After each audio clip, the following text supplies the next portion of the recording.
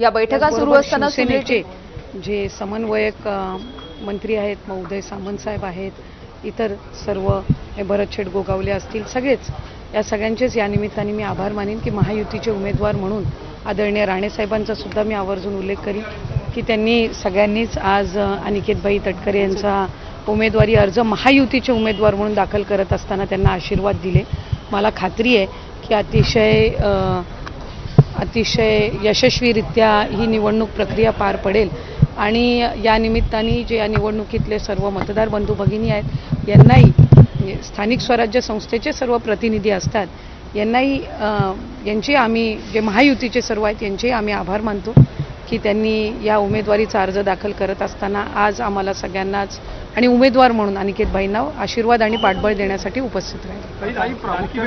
काही अर्ज जे आहेत ते बाद झालेले पाहायला मिळतात, जवळपास अशी संख्या आहे.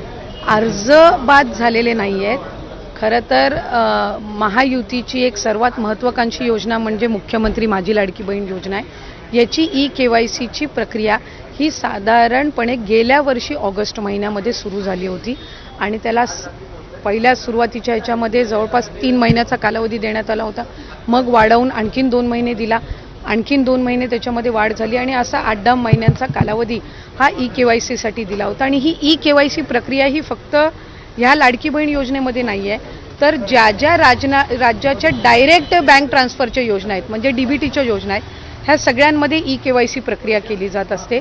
आणि हा जो 80 लाखाचा आकडा आहे हा फक्त KYCचा नाही, यात KYCचे काही महिला असतील ज्यांनी KYC केलेली नसेल इतक्या मुदतीत सुद्धा तेही आहेत.